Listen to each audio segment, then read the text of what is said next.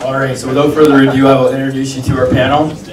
First, I'd ask Matt Plett to come forward. So Matt lives with his wife Tanya at Plemark Holsteins in Blumenort, Manitoba. They have a 64-cow tie stall operation that they built in 2001 with 95 kilos of quota. They're a 3X milking herd. Their current average is 12,905 kilos of milk, 494 kilos of fat, and 395 kilos of protein, which leads to a BCA of 294, 305, 284. Very impressive herd classification, as you can see there as well. Matt and his family are very, very active in the ag community. Matt's been on the WestGen board since 2011, serving as vice president since 2014. He also serves on the district milk committee and was formerly president of Eastern Manitoba Holstein Club. Tanya also plays an active role on the farm and has been secretary-treasurer for the Manitoba Holstein branch since 2014. And Matt and Tanya have 2 girls and a boy, aged 12, 10, and 9. So please welcome Matt to the front, everyone. Our next panelist is Nick Brown. Nick farms with his wife Tara at Brownsville Farms Limited in Sussex, New Brunswick. They milk 390 Holstein cows in a 4-row deep-bedded freestall. Cows are milked 2 times a day in a double 8 parlor. Nick and Tara work together with Nick's parents, David and Edith Brown, and are currently in the process of transitioning ownership of the operation. Nick graduated from the Nova Scotia Agricultural College in 2011 with a Bachelor of Science in Agriculture. He returned to the family farm after finishing university. He enjoys being involved with the Holstein breed and currently sits as vice president of the New Brunswick Holstein Club, and he served on Holstein Canada's Young Leader Advisory Committee. So please welcome Nick.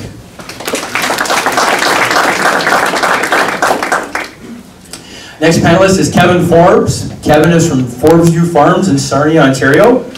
He has 200 milking cows in a freestall 2X milking. Current average is 38 liters per cow at 4:1 fat. His milking cows are fed a one ration, and dry cows are fed 1 ration with no pen moves. He mentioned to me that his philosophy is to keep everything as simple as possible. Kevin is 3rd generation on the current farm. Started succession plan in 2008 when he came home to farm full-time. He lives on the farm with his wife Melissa and their 4 children, Mallory, Vivian, Jackson, and Braden. Kevin is the current chair of the Lambton Milk Committee. He's a past chair of the Lambton Federation of Agriculture, and his farm has twice hosted breakfast on the farm. Other thing I'll mention, Kevin graduated with a degree and worked off farm prior to coming home in the commercial banking industry. So please welcome Kevin. And last but not least, our final panelist is Alanna Coneybeare. So Alanna is from Conlee Farms in Listowel, Ontario. They have 125 milking cows, purebred registered Holsteins. They're in a robot milking barn, 2 robots currently. They moved to the robot facility after a fire forced them to rebuild in 2011. Alanna graduated from University of Toronto in 2016 with an honors Bachelor of Arts degree majoring in political science and environmental studies and minoring in human geography.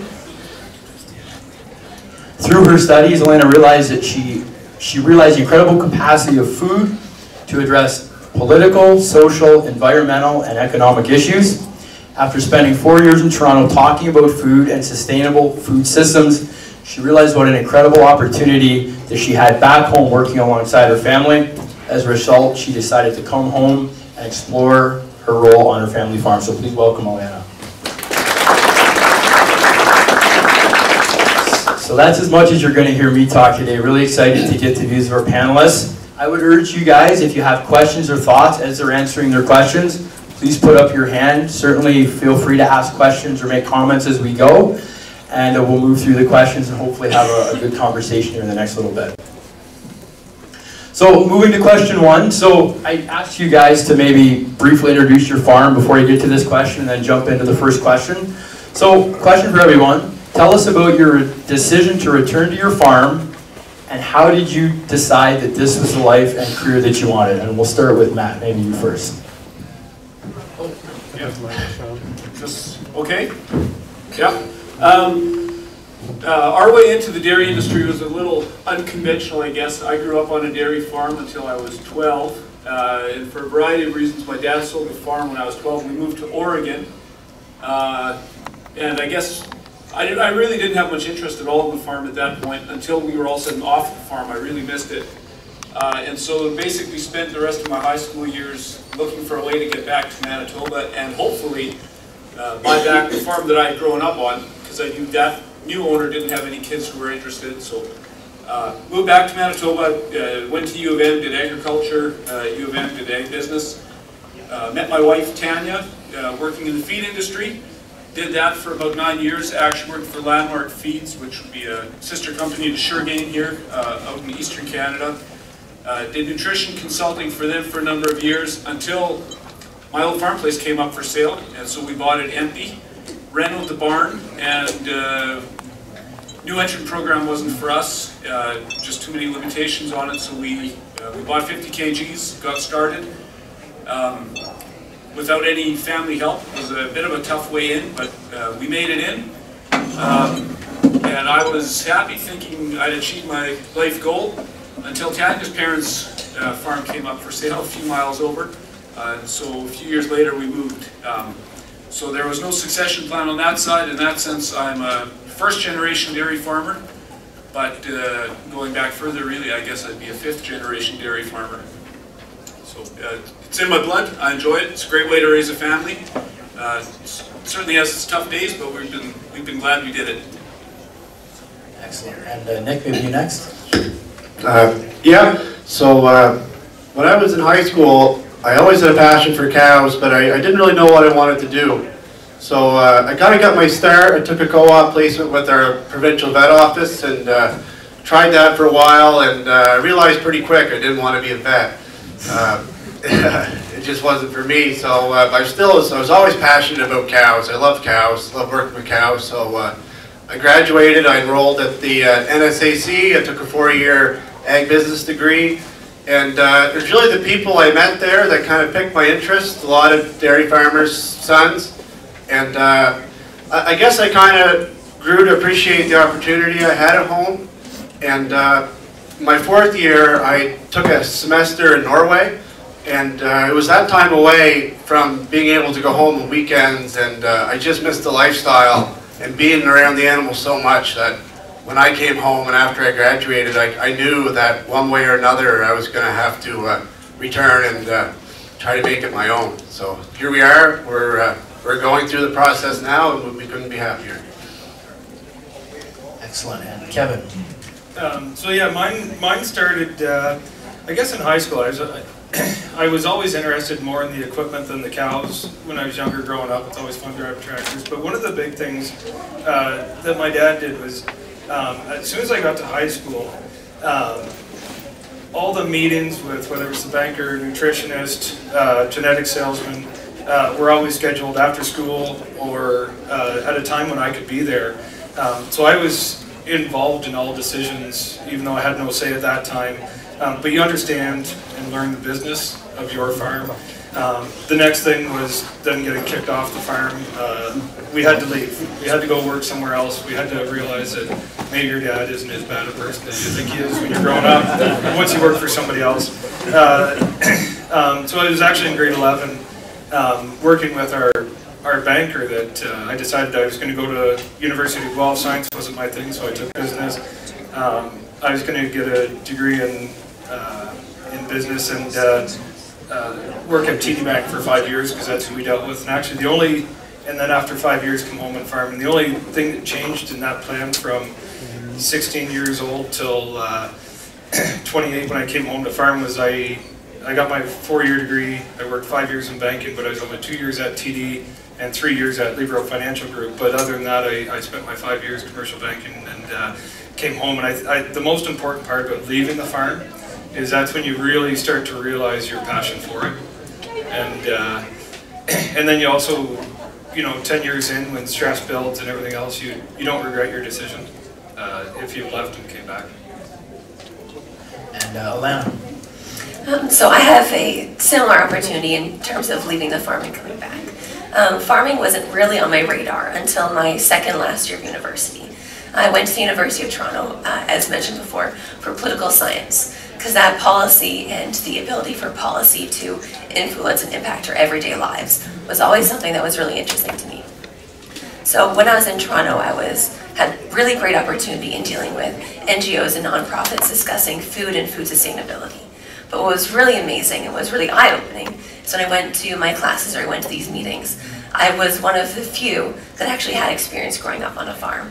And it took being in a room full of hundreds of other people talking about food, but not necessarily from a farm, to realize the incredible opportunity that I had.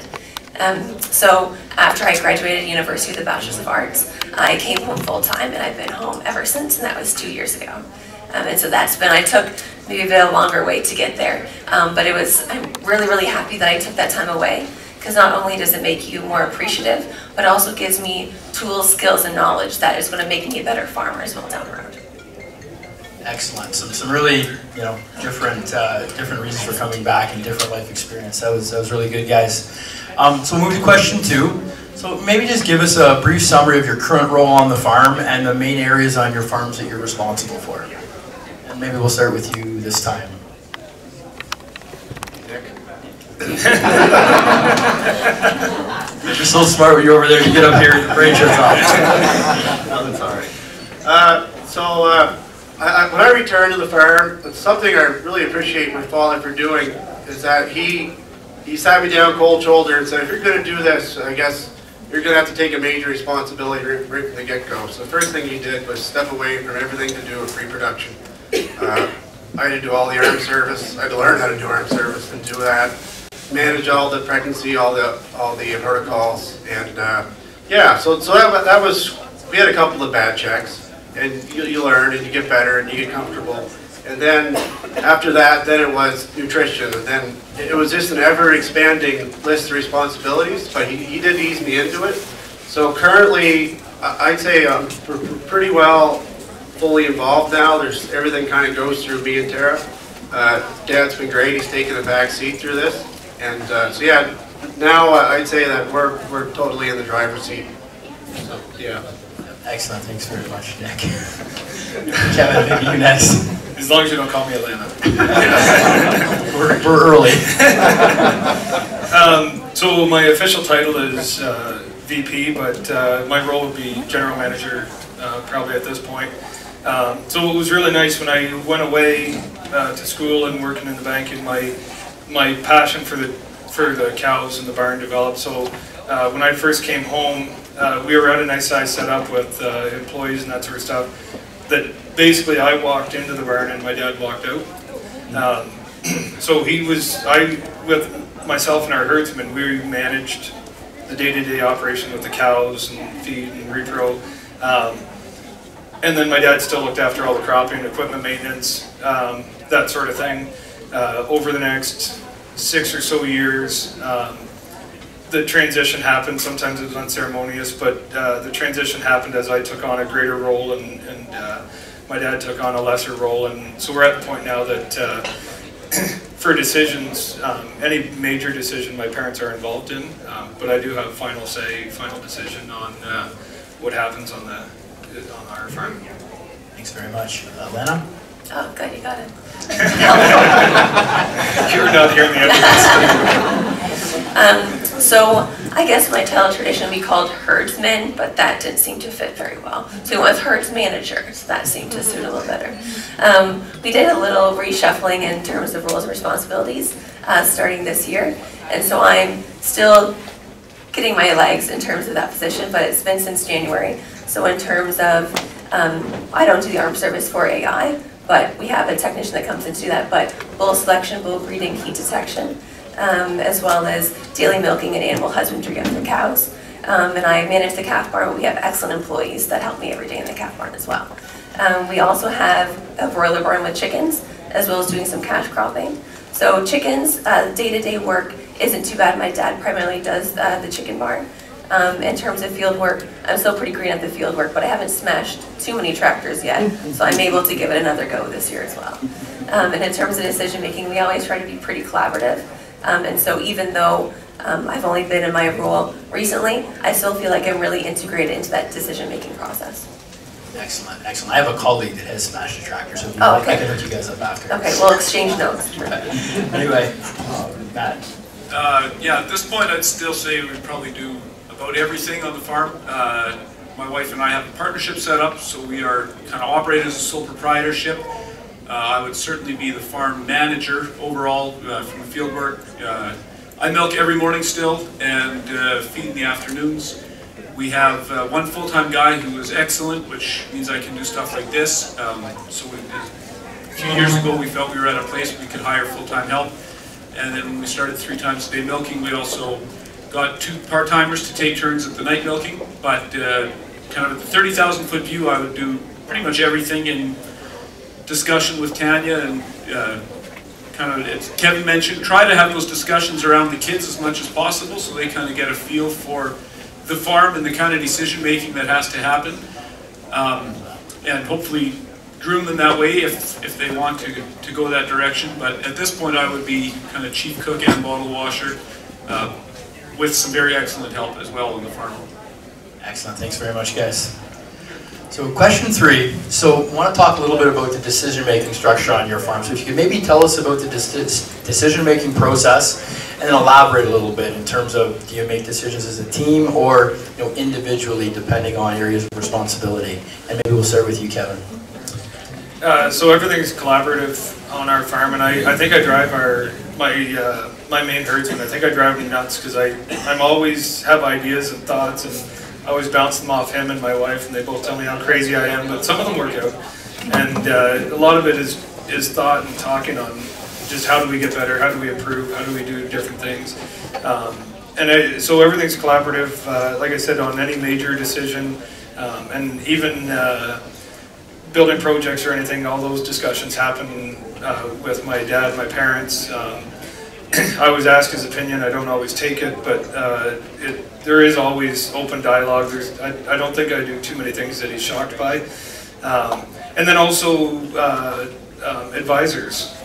So 2 of our advisors are in the room, Ron Bird with Alta and Keith Schweitzer with Suregain. Our other one would be an agronomist, and there's not too many things I do that they don't know about. Everything is talked about ahead of time, and a lot of open dialogue. I don't pretend to know anything, I just make decisions on information that's in front of me.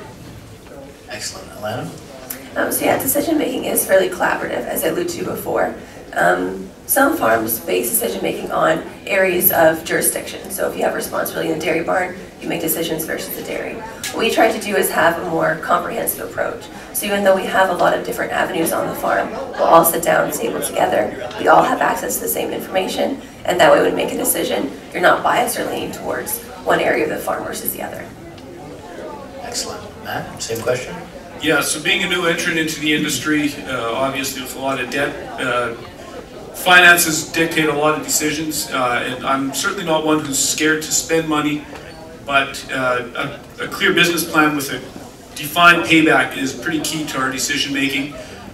We belong to a benchmarking group or a dairy farm management group, and we have a consultant there who's very helpful with helping us do projections and putting budgets together, see if there is a payback on some of our projects that we want to take care of. We also have a very close relationship with our vet and our nutritionist, and so they certainly have input. In terms of on the farm, our herdsman Stu and I talk things over quite a bit. He's been farming actually longer than I have at a number of good farms. So we discuss it a fair bit in the barn. Tanya and I will discuss things, over breakfast or whatever.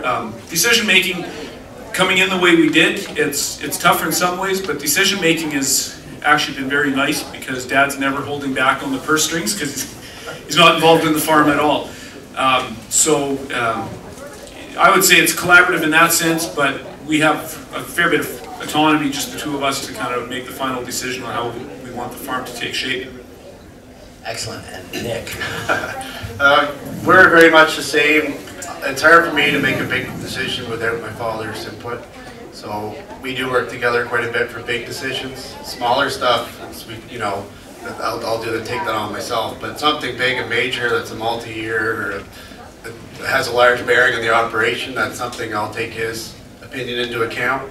And like the other panelists, we work with other professionals to try to make the best decision that makes financial sense for our business. Excellent.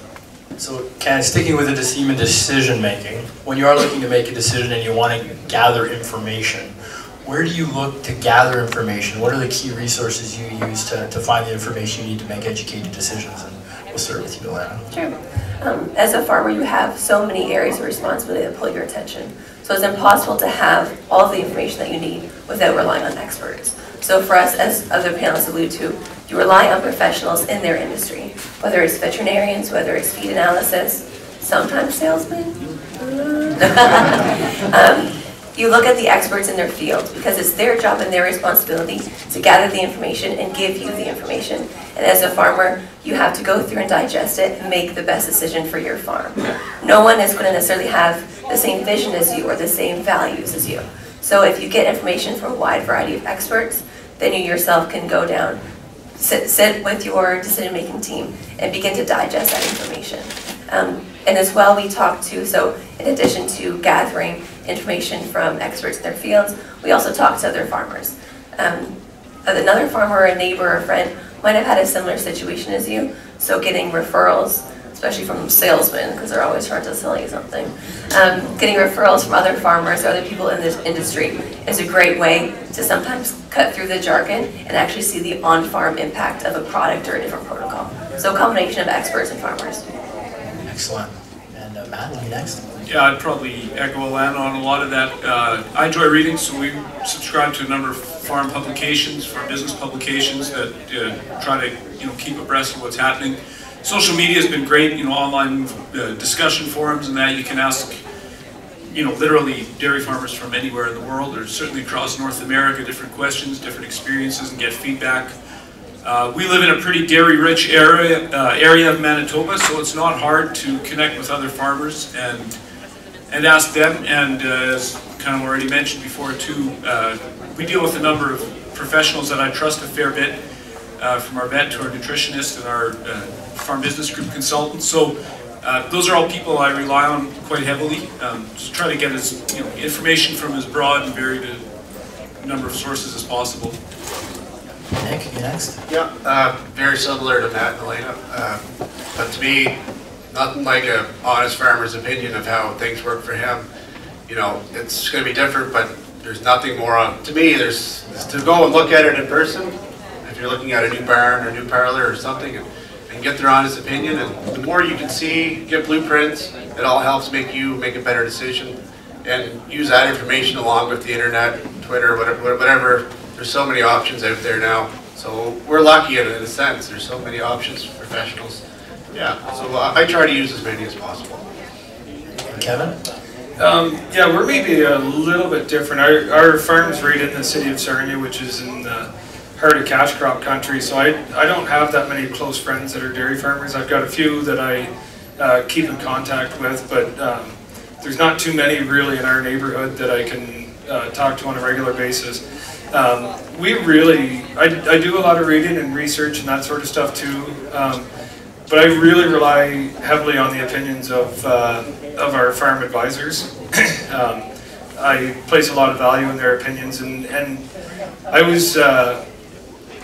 I never want to take the approach that they're trying to sell me something. I'm more skeptical. We try and find people that feel like they have a vested interest in the improvement and success of our farm. And I've always said that if they come in our farm, pat me on the back and tell me I'm doing a great job, then they're going to be replaced by somebody who's going to continue pushing us to do better. And if they don't come in and find something that I'm not doing well enough, then I'll find somebody who will. So we heard peers in that answer from just about all of you and professionals. So I'm going to go back around. If you could just really quick maybe touch on if social media plays a role, if it's significant, and if so, how. Just a quick answer in the same order. Start with you, Alanna. Social media can be helpful for online forums for sure. I don't use social media a whole lot for those more professional questions. I would maybe do my own research, like the University of Wisconsin publishes really great data. So if I'm going to be online, it's more going to be published research, but that's also just kind of the information that I like to digest. So social media in terms of problem solving and not so much for social media, but other forums is great. Yeah, probably not all that different. I'd look at, research publications and so forth. The way I would use social media and discussion forums there would be more kind of situational. If I've had a certain situation that's come up on the farm, how do I handle it? Maybe more of that. For purchasing decisions, I would probably lean to be more like Kevin than Alanna. I'm not real cynical, or I shouldn't say cynical. I'm not. It's okay. Yeah, okay. And maybe that's because I spent 10 years in sales and felt I was genuinely invested in my customers' farms. I kind of assume that the people we work with feel the same way about our farm, and if they don't, then frankly we're dealing with the wrong people. So, I would have a fair amount of trust in the people that we deal with, even if they have a commercial interest in the decisions we're going to make. I think it's about putting the right kind of people around you as well. For me, I don't use social media really to post too many questions, but I do like to read it, just skim over it. Sometimes you see a picture of something that's quite innovative, and you're like, oh, that's neat, it's something I might be able to use. And yeah, it's nothing, I don't go too crazy with it, I just like to look at the pictures and see what they're doing in the States or South Africa. There's a lot of different ways to farm out there, and sometimes we get tunnel vision, so I like that. I like social media. Would somebody tweet Nick Brown quote, I look at the pictures? That's good. I'm the same way. Yeah, I'm not on Twitter. I am on Facebook, but I was into some like chat groups or whatever, and I've left them because I didn't really find there was the in-depth discussion. There's a lot of surface and information, and it's really tough to decipher from fact and BS. And so I try and go to a more direct source than being online. And all of us have gone to school or whatever. And the networks that you create at school, we've got friends in every industry, every aspect of agriculture. And if I've got questions, we all have friends that can answer them more so than people on social media. So question 5 is kind of a big question. So you can take it any direction you want, but could you tell us about your management strategies? What are the most important things that you focus on? Just for example, it's a high production versus lowering input costs. So just kind of big picture management strategies, and what are the things you guys think are very key? And we'll start with you, Matt. Yeah, I'd say I've kind of got 2 guiding principles. One is economics and the other is simplicity, and I don't think those 2 are at odds with each other. In fact, I feel they complement each other quite well. We manage our farm, I would say, very, very simply. We try to keep things structured as simple as possible. And my own philosophy, and you see that in our farm management group, there's more than one way to be profitable on a dairy farm, and so some of this just comes down to preference, but we have been very intentional on our farm that our best and most effective and most enjoyable way, there's a subjective element to it too, to lower our input costs is to maximize production. And so I'm a lot less worried about spending more per head per day on feed or spending a bit more on this piece of equipment or whatever if I can see a payback. So to me it always comes back to what's our profitability on a liter of milk, what's the cost to ship a kilogram of quota, and to me the best way to lower that is to ship more milk out the door. In a tie stall barn we can't milk more cows. We're always full. We've got 64 stalls and we're always milking 64 cows. So how do we expand without a major capital investment is to push as much milk as we can out the door. And yet that said, very simple. We've got 1 heifer barn that houses all our heifers and dry cows. We've got a robotic grain feeder. We've got field work is basically done on a sharecropping basis, so we own a minimum of equipment. Just trying to keep things very simple, and I feel that's probably the most effective way we have of maximizing production and focusing on what matters. And that's maybe one benefit coming in the way we did is cows and quota, cows and quota, cows and quota. Steel is a waste of money when you're starting up. As fun as it is to own steel, it kind of saw it as a luxury from the beginning, but anything you can do to improve the comfort of your cows and increase your marginal milk is paramount the way we manage our farm. Very good answer. Nick. Yeah, so my father always based the farm around simplicity. He wanted to just milk a lot of cows and keep it as simple as possible. So he never invested much in overhead. He kept it on a more of a low overhead, not huge production, but he wanted to get a lot of cows through it simply and sufficiently. And the two ways we've been able to try to do that is with good reproduction and good transitions. We really focus on keeping that preg rate up. We try to keep it around 30. It's hard to keep it there for us, but usually we keep it in the high 20s and get the cows off to a good start. We don't overcrowd the transition pen. But from a bigger picture view, keeping the overhead down, keeping our labor as efficient as possible. We only keep 5 employees and 4 of them are milkers. So on 400 cows, I think that's pretty labor efficient, especially to have parlors of double 8. So. Anyways, besides the small parlor and the long milking, we try to keep the rest of it pretty low overhead and try to be labor efficient with our time. We try to remove as many bottlenecks as we can. We've expanded quickly, and so the bigger you get, the simpler it almost has to be, or else it's going to fall off the rails really quick. So yeah, I can't say simplicity enough, but that's what it all boils down to. Yeah, I think there's going to be an echo in the room here because so our number one focus when it comes to cows is all around health. Everything we do revolves around cow health. So whether it starts at reproduction, we place a lot of emphasis on health traits and have for several years on cows. When it comes to facilities, all of our investments are in cow health, having facilities that optimize cow health. 2 years ago we went from dry cows being on sand-bedded free stalls in a transition pen to building a monster dry cow barn. It's a massive pack on each side, so there's mature cows on one side, heifers and 2-year-olds on the other. There's no pen moves. One TMR, our transition has improved unbelievably well, and good transition translates to better reproduction. And everything to do with feed, how we chop, when we chop, how we balance ration. We don't push for high production. We're getting decent production, but we don't push for high production.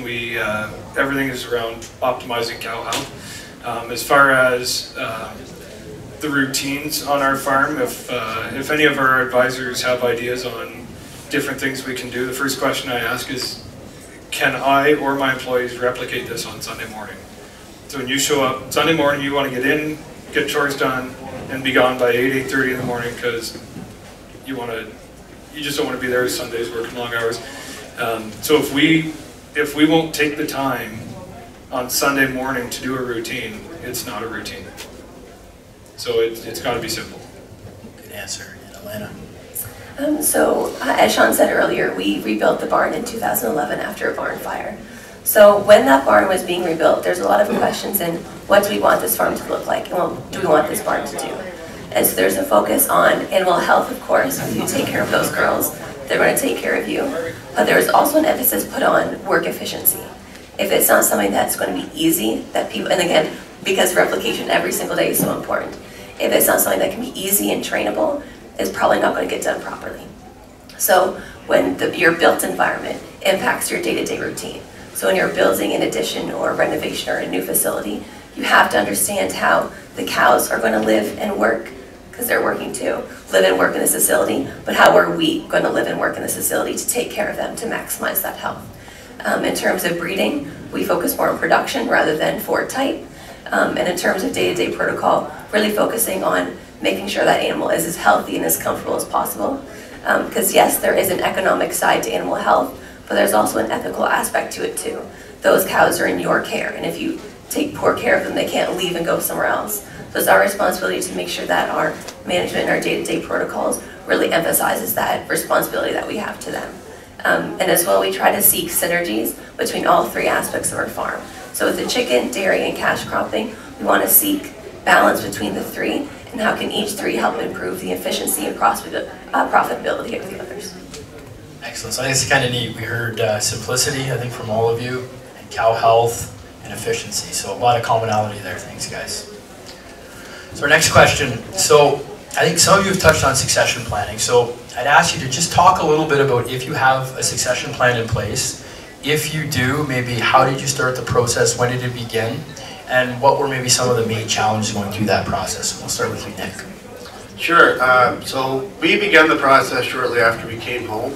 And the first thing we did was we sat down with our accounting firm, and they helped us. They went over options with us of different ways that other dairy farms have transitioned, and we looked at different options, and we went with the one that we thought was best for us from a depreciation and cash flow point of view for me, and for a wealth management point of view for my father. So what we did was we set up a holding company, and we're basically profit stripping profit from the farm to put into his holding company right now, and then when we do the final buyout, the remainder will be we'll take on that loan. But well, the main challenge for me was definitely communication, especially as we went along and got busy. We stopped talking about it, and things changed. The farm grew really quickly, but the values were kind of already set in stone. And as you guys, with the P5, got the big quota increases, and it changed the value rapidly of the holdings of the farm. But it worked great for me, but I don't know how my father felt about that. So we had to come to terms, and yeah, it's been good. One of the big challenges right now is when we come home, we're actually moving into the farmhouse, and my parents are moving into our house. So that's tough. That's tricky. Yeah, my father spent his whole life in that farm, and now he has to, you know, move into our house. So, yeah, but you know, times change, and we're both happy to see the farm continue to grow. And we have a plan that allows us to still grow and keeps us healthy from a cash flow point of view. We need some major reinvestment in the next couple of years. So the plan we came to allows us to do that without being cash broke. So my father's been great. He paid down debt before I came home and when I came home to put us in this position, and I'm thankful for what he's done. Yeah, so ours, I graduated university in 2003. In 2004, we started the communications. My parents hired I believe it was Betty Hansen, I think she's out of London, and she dealt with what we call the softer issues of succession planning. Had all the discussions with my parents on what they envisioned happening, myself, my sisters, on what everybody thought looked fair, and a big thing is fair and equal are not the same when it comes to succession planning. And so over the next couple of years, she developed a plan that everyone was satisfied with. In 2008 is when I came home. I came home in January 2008.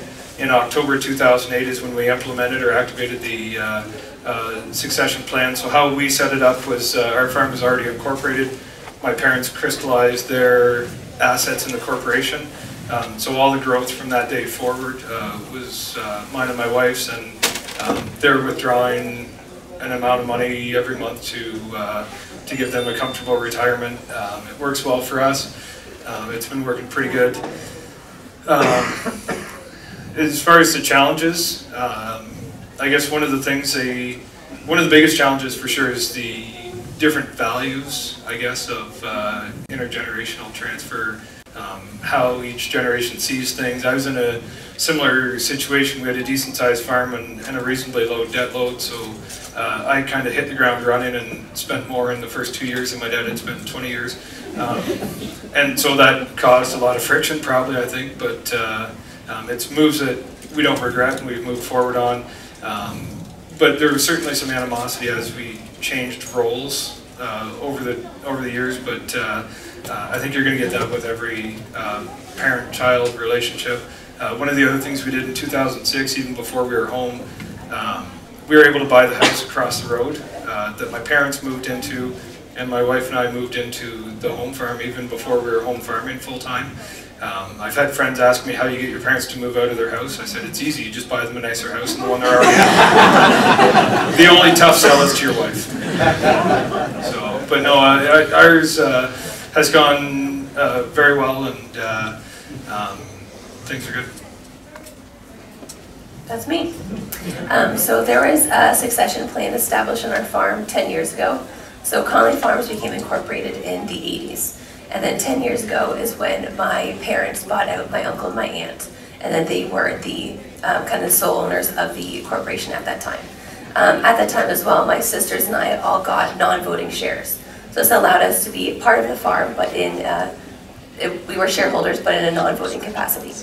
The challenge with our succession plan is our farm had a succession plan before actually I had even thought about coming home to farm. So it was fantastic about how that plan was developed. It was well thought through and flexible so that as people come onto the farm, they can be integrated in a management role in that succession plan without rewriting the succession plan. You don't want to have to sit down and go through that plan anytime there's an employment change. So having a plan that can be flexible as your farm ebbs and flows through the generations allows that plan to be more sustainable, more resilient. So now that I'm home working full-time, I have the opportunity to buy voting shares and be a voting shareholder on the farm. And so that allows me to be there in both capacities.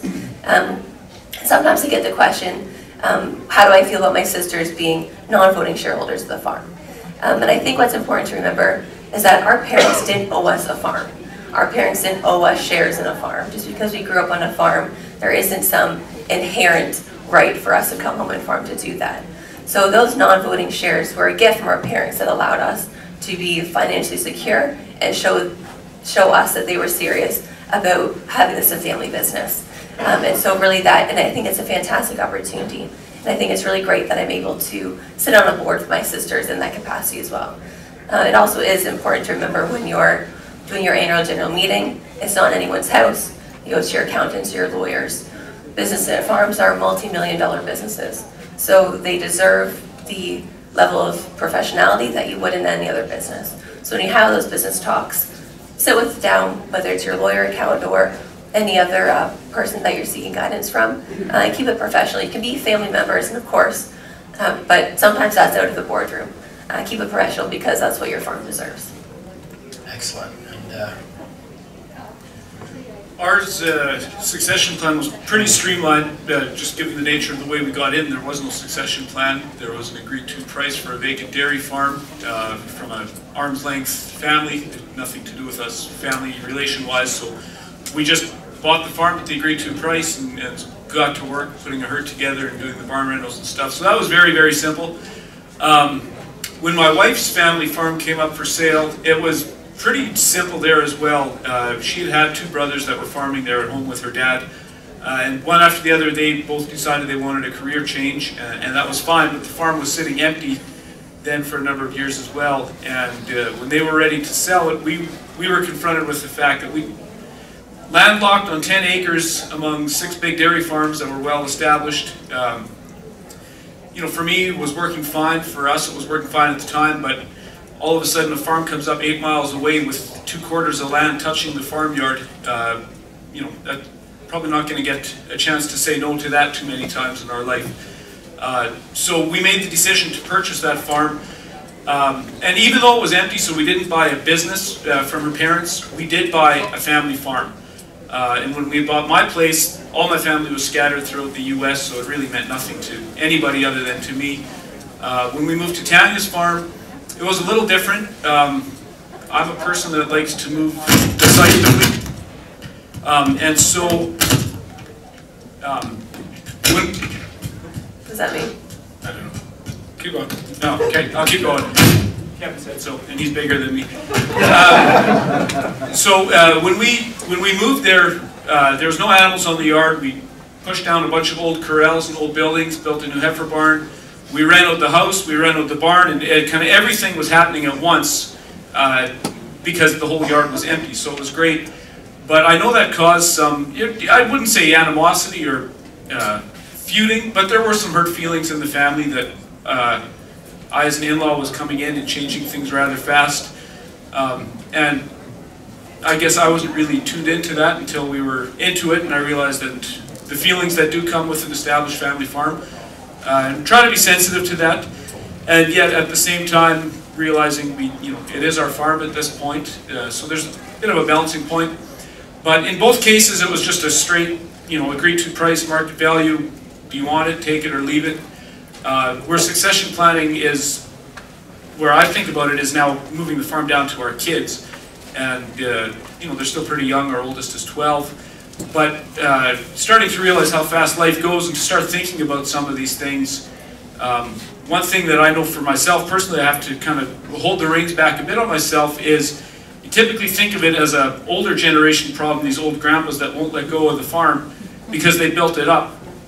realistically, I could be that old grandpa, because you know I poured my life into this. Tanya and me started this from scratch, and to already talk to our kids about the way we make decisions, to delegate some of the smaller decisions to staff and whatever, and so that's maybe more just a personal discipline that once we're at that point, it won't be taking my identity away from me, but you know, it's just a smooth transition. So. That's a very good answer, guys. Thank you for the candor there. So question 7, I'm going to ask you to talk about technology on your operation. Maybe what are some of the newer technologies that you utilize today, and where do you see that going in the future? And we'll start with Kevin. So we're not a real high-tech farm. We keep things just pretty simple. You know, I bought a Lely Juno last year. That was a big investment to have a robot running around my barn. So probably the biggest investment in technology that we've done that's kind of outside the box is, again, I mentioned we're on a bit of an island for dairy, so I bought an ultrasound machine. We don't have much in our area for vet service, so I know Karen Abbott downstairs at Farm Tech Solutions would be glad to sell you an ultrasound machine just like mine. I had a roommate at university that was a vet. He's way smarter than I am, but I figured anything he could do physically, I could do. So I bought my own ultrasound machine, learned how to use it. We do all of our own preg checks. We actually do most of our own surgeries, like LDAs, any toggles like that. We do all that on our own farm. So in terms of that sort of stuff, that's what our biggest technological probably investment would be. In terms of in the future, we've got a fairly dated parlor. We put it in used in 03, and I would say my goal right now is to still run it for another 10 years, if DFO will let me.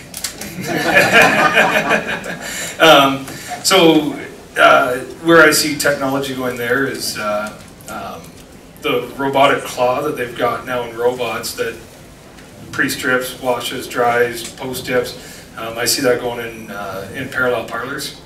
And so one person can run a double 20 parallel parlor by themselves, and they're just slinging milkers. In terms of robotics, I think that's one of the ways we're headed in the future in terms of really maximizing efficiency with technology. Excellent. So technology is really ubiquitous for us. It's everywhere in our farm. And it's allowed us to have really small workforce and do the same what 5, 6 families would have done a generation ago. So there's really only my father and myself. We're in the barn full-time, then we have a full-time employee and then a part-time employee. And we're able to manage the crop work, the chickens, and the dairy with a pretty small workforce. And technology is a huge player in that. So we have robotic milkers, the 3rd one's going in next month. So that's exciting. But it allows us to monitor the cows well, have better health information on our cows.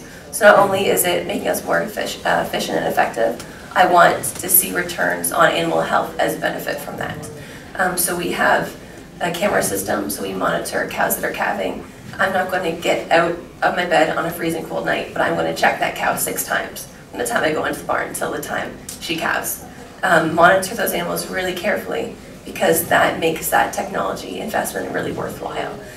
So on our phones, we have our apps that sync to the robots, so I can see actually what's on the robot screen in real time from my phone. The cameras are all live feed on all of our phones. Everything that can be hooked to an app is hooked to an app, so that we're able to manage the farm just like we were there, even coming to events like this. The downside is with the robot, you're on call 24/7.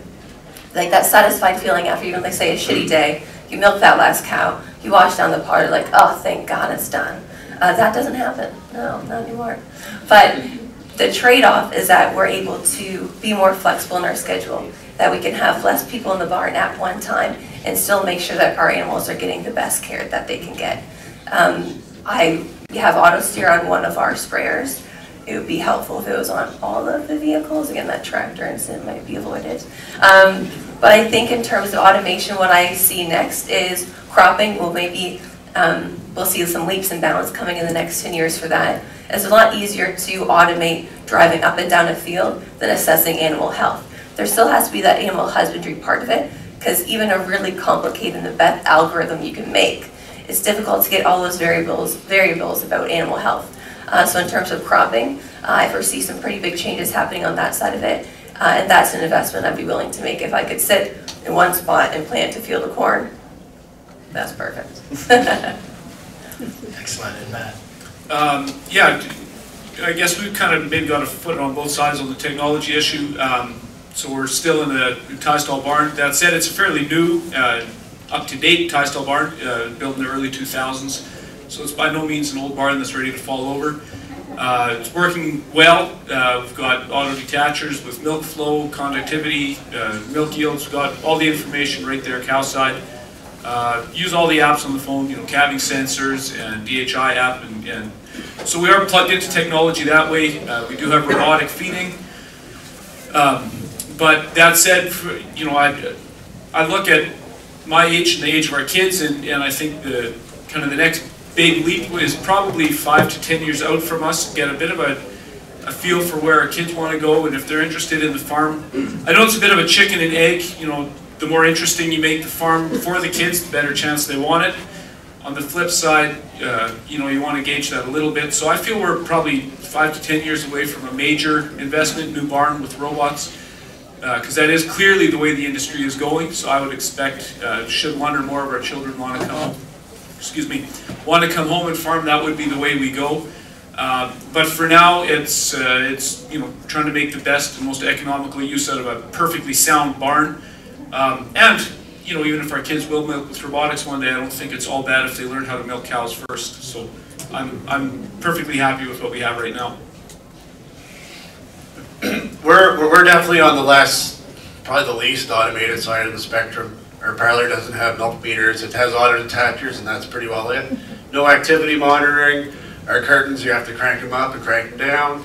Everything is, our barn scraped by skid steer. It's been, we're definitely on the lowest of the automation side. But that said, we do need a new parlor. So a new parlor, we're looking to automate that as much as we can. Automatic post step at the very least, and an automatic sort gate on the way out with headlocks. I would like to have activity on my heifers. I get my cows pregnant, but heifers, you don't see them as much. I'm putting too many cedars in, doing too many repro stuff with them. But yeah, on the most side, I kind of like being on the lesser side of the automation. That stuff gets old quick and needs replaced a lot. You got to look at your ROIs on them for sure. And especially there's so many different tags out there and stuff. You can go down that wormhole for days. But you can see it outside. There's a lot of, every brand's got a tag or something. You know, it's hard to find the one that'll work with your operation without needing 10 computer screens. So that's where I'm at. Excellent. That's really neat. So you got 4 pretty progressive-minded farmers with very different attitudes on technology. So thanks for sharing that, guys. Our next question, so if you could talk about maybe how many employees you have on your farm, and what would you say the challenges are when you're talking about managing employees, and what are the things you do to try to maintain happy and productive employees in your businesses? I think it's yours. Great. So we, like I said, we had, we shifted around some employees coming in January, so we had a full-time employee leave us in January. Then we've had 2 fantastic ones come on this year as well. And so I think part of it is an employee can't just be a number or a person that comes in to do work. You have to ask yourself, what's in it for the employee? Yes, of course, the wage and etc. But you see it as a learning opportunity. Every time they come to work, you want them to feel like their work is meaningful, that they're appreciated, but also that it's a skill building opportunity for them. I also think that as a manager, be aware of the things, of your shortcomings and the things that you can do better as well. Because they're the ones that has to deal with your bullshit every day. So at least if you're aware of it, you can be a bit more accommodating. But I think, yeah, part of it is making sure that they're getting something out of the job that's more a paycheck. And employees can be a fantastic, fresh perspective on something. So don't discount something that someone says because, well, I've been farming for 20 years and I haven't done it that way. Yeah, but maybe it could be changed or made better. So having that input and really valuing their decisions and thoughts on things. I like working with them because they always give me great ideas and I get to pick their brain too. And so make sure that relationship is reciprocal. And I think that that makes the workplace better to work in. Very good. Matt? One thing I noticed when I was doing dairy nutrition consulting at Landmark was the variance of farms that I dealt with. Within one geographic location, it was amazing how one guy could not keep help because Canadians were lazy and nobody wanted to work and they knew nothing and they were all garbage anyway. And his guy down the road somehow had long-term happy employees. And it's hard to think it's the region then as much as the culture, the attitude on farm. And I took that to heart. And you start seeing trends of people that attract and retain good staff. There's generally a vibe about that farm. You know, there's reinvestment happening. There's a positive attitude about the industry. You know, there's engagement on people. And so when we started, you know, the first number of years we had no help. It was just Tanya and myself. And as things have gone, and as we bought quota and as we've grown, we've had to add staff. We were very, very fortunate. Penview Farms just got their second master breeder herd. They're just like half a mile down the road from us. When they sold out, we had an opportunity to buy some of their cows and get the herdsman. And that was a real gift. And so we got our herdsman, Stu Reimer, through that kind of transition there. And he's been great. You know, he's worked on a number of quality farms, worked Penview and at Rocky Mountain Holsteins. So it's quite an honor he was willing to come on some newcomer's farm. But he's been very good. We've been very blessed with good part-time help on the night milkings. Pay is obviously part of keeping and attracting good help, but you hear it again and again. People don't leave because of money typically, unless you're really way out. People want to feel respected. They want to feel engaged. They want to feel like their contribution makes a difference. A number of our night milkers have been, because it's just a short 2.5 hour shift at our place milking nights. So a lot of those people have been working at other dairy farms during the day and they're coming to milk at our place at night. And typically it tends to be, if they're just in the parlor for X amount of hours, no one talks to them, they're just left alone there. They don't feel real engaged, or they don't maybe feel, if they don't see the boss ever, they don't see the owner come by, they don't feel like they're really making a big impact. And they may very well be making just as much money or more than they do at our place. But I think, there's a lot of times there's a really good Jets game on. I certainly don't want to go out in the evening and go shake hands and slap high fives. But you do realize it is important to be out there sometimes, even if it's not a time of the day that you'd ideally like to be out there. But just, encourage people, answer their questions, and even proactively tell them why, here's why we do this, here's why we do that. It just helps to kind of engage their mind in the whole process of dairy farming, to see the big picture. It's not just coming in, milking cows, and leaving. There's calves, there's dry cow management. And so to talk lots, share lots, and make people feel valued, I think is probably the biggest thing for staff retention. Yeah, you got to treat them like people. As if you were in their shoes. We have to keep quite a staff. The morning shift starts at 2 in the morning, so to find people that'll come in the middle of the night in a snowstorm. They have to walk the last kilometer to the barn. Those are the people you want to reward and pay and keep them, because they can do anything. And we've had employees stay for 20 years plus, and it all starts with the way you treat them. Exactly what Matt said. If you don't care about your employees and treat them, and if you're not around, they're not going to stay. And they have to be part of a team. They're not just a number. They're certainly. They're just as important as your cows, as your forage, as anything else. They're a big part of our system. We have 4 full-time milkers, and they cover every milking, the 4 of them. And that's quite, to me, what they do every day, day in, day out, is impressive. They do a great job, and we reward them well. Health, dental, benefits, rising pay package. We have to, because there's other opportunities out there. And if you find someone that's not going to milk a cow they treated this morning, that's worth a lot. They're doing one mistake, it costs thousands, and you have to respect that. Those same employees are driving $250,000 tractors down public roads, and if they're on their phone, it can end pretty bad. So there's lives at stake. You don't want employees that are going to drive a skid steer over someone. you gotta keep a good eye on them, right? So we treat them well, health, dental benefits, like I said, and yeah, treat them good. Yeah, I agree. Employees that don't kill people are very important. So one of the things we found, like all the time growing up, my dad always had employees, so I always grew up around employees, and one of the biggest things we found is good people associate with good people. So if you can find a good employee and treat them well and pay them well and give them, make it a nice culture, a nice environment to work in, whenever that person, say, would finish high school and be off to college, we always had a resume of a sibling, a friend, somebody they knew that wanted to work at our place. We always have stacks of resumes, or I always have people dropping off resumes.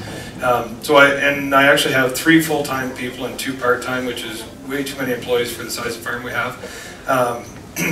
But the one, we had a herdsman for 25 years, and so his son is now our main herdsman. He moved on, but his son's our main herdsman, so he basically grew up on our farm. He's my right-hand man. I can take off, and the farm's going to run the same as if I was there or not. I had another gentleman that we hired part-time, and then he got his nephew, helped get his nephew a job there. Both of them were terrific, working part-time. As it evolved, they both enjoyed working on our farm, loved the environment, and they've both asked to go full-time. It wasn't ideal, but I didn't want to lose either one of them. They're great people, great employees, and so the one nice thing is, though, you pay them well. If you pay peanuts, you're going to get monkeys. So you do have to pay people well, but there's other ways to have benefits on your farm. You can, the one we've given a house to at a pretty reasonable rental rate, and he loves that, and he can't not come into work because it's right there. I can see whether he's home or not, and so he's coming into work. We give them beef if they want beef. There's medical dental packages available if they want, and different sorts of ways to treat employees well and treat them with respect, and it makes a huge difference. And you can't farm without them. Like, you can have all the technology you want, but we can't farm without employees, and so we really try and treat them like family, and we've had tremendous success. Excellent answers, guys. So we got about 30 minutes left, so we got to roll through the last 6 questions relatively quickly, but there's some really important ones, so we'll just keep it moving. If you guys have questions, by all means, stop our panel. So our next question, how concerned are you with the stability and future of supply management? One of our panelists on the way in told me that he does a karaoke version of Don't Stop Believin', and I thought maybe this would be where I use it, but we'll see. We'll start with Matt. I will neither confirm or deny that. That was me. It wasn't. It's an interesting question. Obviously, I've got a fair amount of confidence in the supply management system, or else we wouldn't have jumped in. We've been at it 10 years. One thing that struck out to me, when my dad sold in '91, I think he got $6,000 a kg for his quota, and thought that was the high water mark he was going to get out, because NAFTA and GATT were going on at that time, and he was scared, and that was one of his reasons for quitting when he did. We had the good fortune of paying almost 6 times as much for quota when we got back in, 16 years later, and so obviously the system had more confidence when we got in than when he left. In the time that we've been farming, there's been a number of trade talks and trade deals going on, TPP and CETA, and now WTO kind of seems to be on the back burner, but now NAFTA is being reopened. So some of those, it's always present in front of mind, and these aren't good things. And I guess maybe because of past experience, I've gotten less scared over those. Interestingly, I can't totally put my finger on it. The biggest scare I've had personally about supply management was about this time last year. The Conservative Party was doing their leadership race, and we had one very anti-supply management candidate, and there's different ways to look at it. It was only 1 out of 14, so we got 13 out of 14 on side. But the reason that he, did as well as he did, thankfully, they elected someone who's in favor of our system. But that to me was probably the most concerning thing that's happened on supply management side that I felt in our 10 years in the dairy industry. because I generally feel we've had the government behind us, whether it's a red or a blue government. It's, you know, they've more or less been favorable to our system. And so these external trade deals can't really hurt us without Canada's consent. But to keep our own parties, political parties in Canada, on side, educate them, help them understand the economic impact, and the cost of moving away from supply management, I think, is important. So I'd be more concerned about the internal politics than some of these trade deals, although I grant they're not ideal. I'm with Matt quite a bit. That when Bernier was running for the Conservative Party, that was scary. You know, he was the front runner. So my wife and I, we took membership. We still get 10 emails a day from the Conservative Party. But yeah, there's always been talks and risk of trade deals ever since I was young. I remember hearing about them, but we're not going to let it change our strategy at this point. We still want to grow the business. We still have confidence in the system. So yeah, just quickly adding that we believe in the system, and we're here to stay. Yeah, and I guess I'm the same, and I get the same emails you do regularly. But no, I have a lot of faith, and actually, one of the biggest things I think that's happened in the last few years is when I guess DFO led the way, and DFC came on board, or the other provinces with the Class 6, Class 7 milk. I really feel we were going through a process of undermining the pillars of supply management by picking and choosing which classes of milk we were filling, and I really feel with this Class 7 lowering the price and making it viable for our processors to purchase our milk versus American product has really helped stabilize our industry, and nothing shows that more than processor investment in our industry in the last 3 years. Before that, I can't remember any processors investing at all, and you can have the best system in the world, and if you don't have processors, you don't have anything. So making that transition, having processor investment, getting them on board, buying our product, I think is the most stabilizing thing that's happened to our industry, even outside all the trade talks and whatever going on there. I'll preface this with I'm the cynical one. Canadian farmers are less than 2% of the population, and supply management is a direct result of a very political process. Supply management, I think this past year, 2 years, has showed how volatile the political environment around supply management is, whether it's with national policies and decision makers, but also broadening the scope to international. There's a really strong political and economic voice that says if you open up your markets, you will have lower prices for your consumers, and consumers are 98% of Canadians that aren't directly related and working and living on a Canadian farm. That's 98% of voters, thinking from a political perspective. So in 2% of those dairy farmers, a fraction of that are supply management. So although our voice is really strong in the industry, when you broaden the political spectrum, we are I don't want to say dying breed, because that's a little cynical. We are a smaller percentage of that voter base. So in terms of mobilizing the people who support us, but also making sure that people understand the benefits of supply management. Supply management it's vital to our agriculture industry. It's vital to Canada's food sovereignty, but it's also incredibly important that the other 98% of Canadians know that.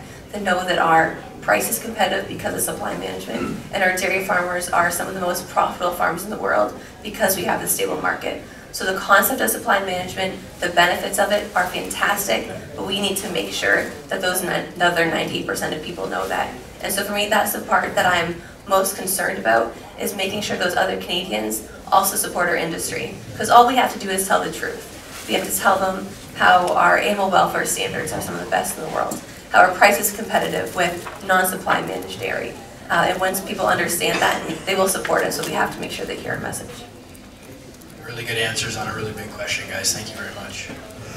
Question 10, and quote maybe one of these, depending on what your answer is, but what do you feel the major issues facing dairying are in the next 10 years, and how do you approach these issues to ensure that your farm will remain viable as we move forward? And we'll start with you, Nick. I think one of the major issues that I think about a lot in the future is labor scarcity and cost. You know, in Ontario, you hear about a $15 minimum wage, and I'm sure that's going to start to reverberate around the rest of the country. And it's just the people that do the jobs. So I think there's going to be more automation. There's more that we're going to have to do to try to streamline our labor costs and labor hours and hours per cow. Issues, sure. Yeah, and the other one is input costs are rising. Reinvest in the farm. Farms get more expensive. Iron gets more expensive. Milk price goes down. We have to do more with less to try to maximize the inputs we do buy. If it means running a tractor more hours a day, if it means making more milk out of that same amount of grain, or we have to get more efficient over time to compete with, you know, narrowing profit margins. And yeah, so I think those are the two major issues that I think about tonight. Yeah, and Nick nailed it right on the head. Our profit, or our revenues, or milk prices and that sort of thing aren't going to continue to go up, but all of our costs still are. That's inevitable. Inflation is going to look after that, and so it's finding ways to generate more revenue off the farm, whether it's more milk per cow, whether you have to find more efficiencies in your facilities to churn out more dollars, or how do you cut costs, and that's not easy either. And where are those efficiencies, and then what are the right investments? And that's probably the hardest thing, is figuring out what are the next steps forward, what are the ideal ways to tackle innovation at the right price points that you can still maintain profitability as you expand, and in a world with reducing margins.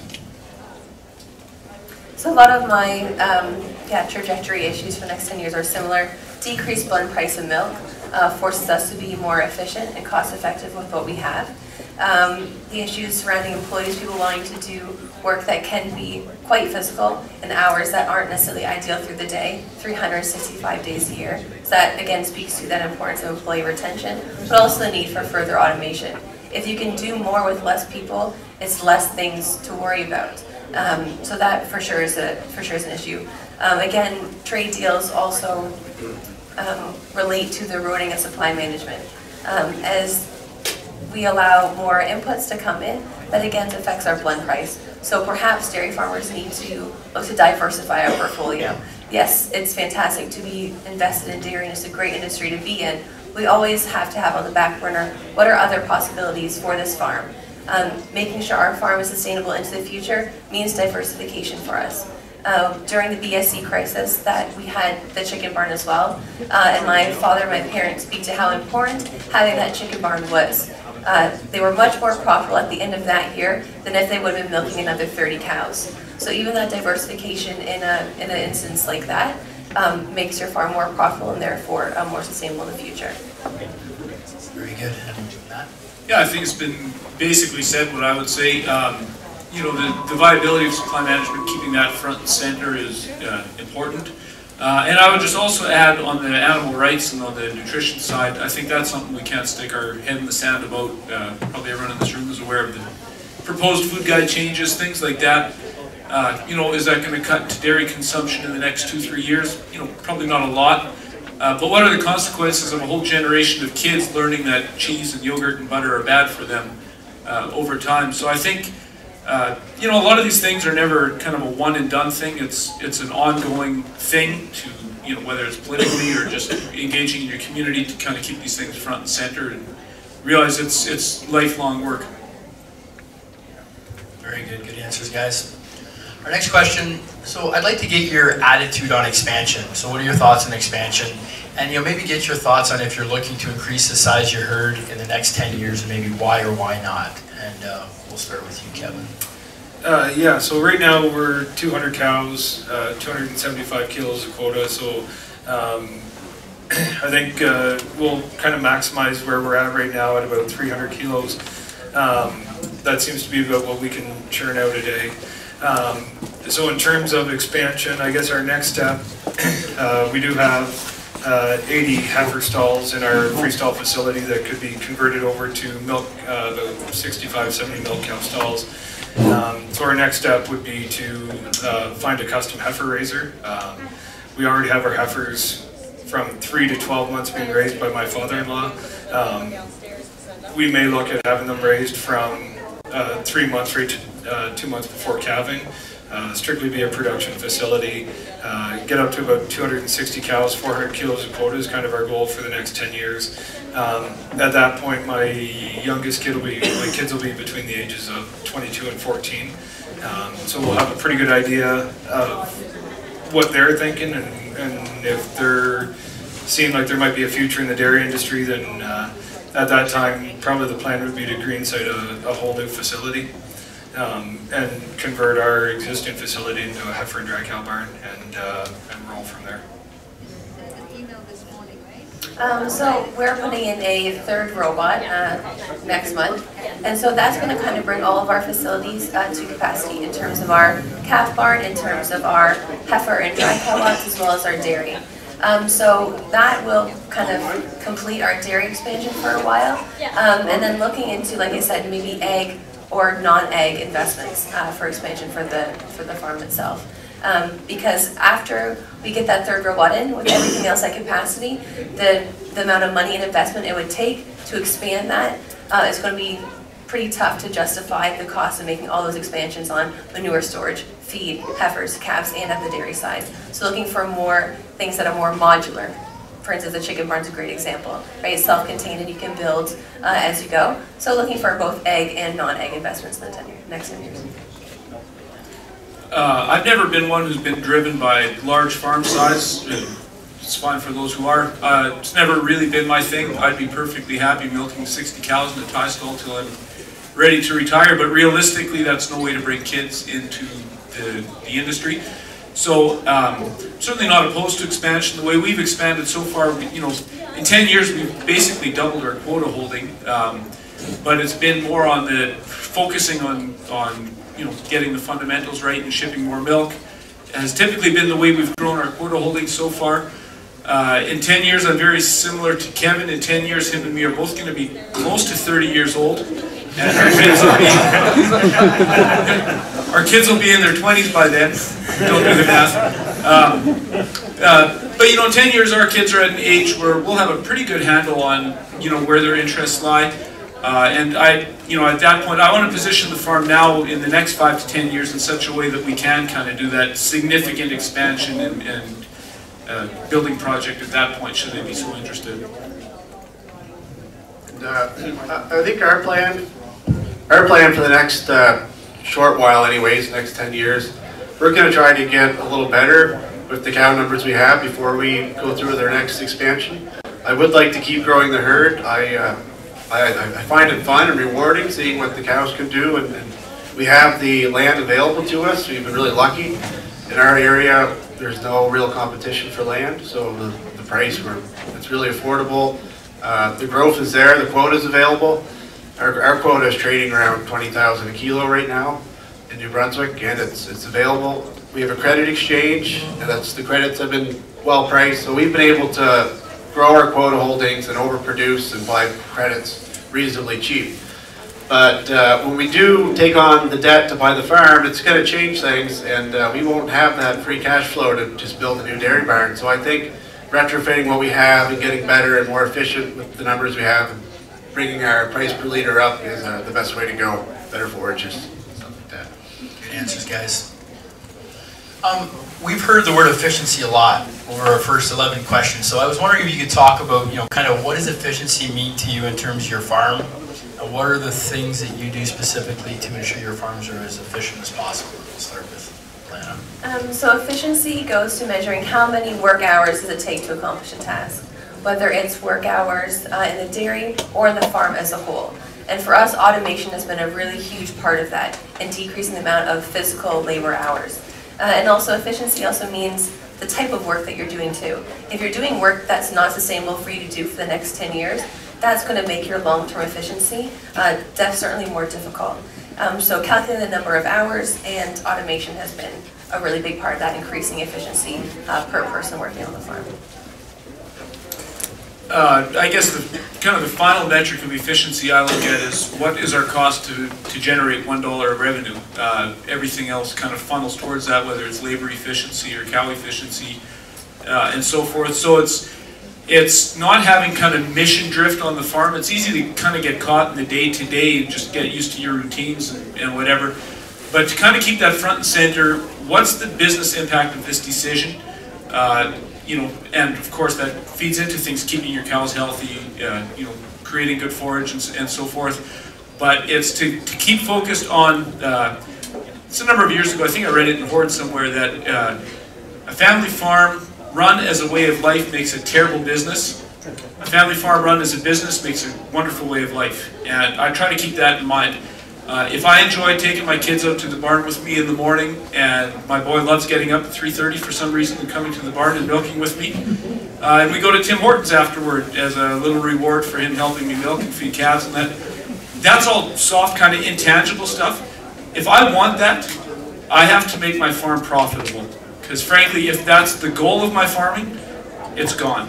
And so just to keep focused on, we're running a business here, and thankfully, it's a great way to raise a family as well. You stole my line, Matt. Oh, sorry. My father has that same page at Horse Dairyman stuck on the clipboard at in our office at the farm. And you know, we love doing what we do, but it's got to pay the bills. We look at EBITDA at the end of the year per kilogram of quota. We want to make sure that the money we have invested in time is paying back, and we can continue to work the land and do what we do.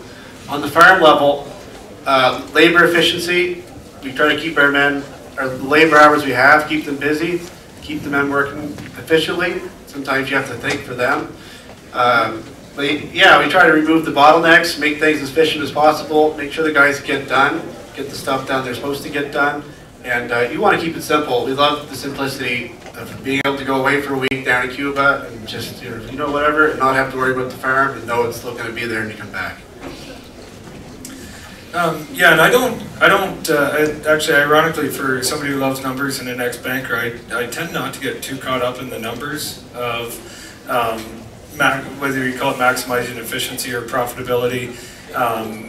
We do work with our nutritionist to try and keep return on feed as low as possible.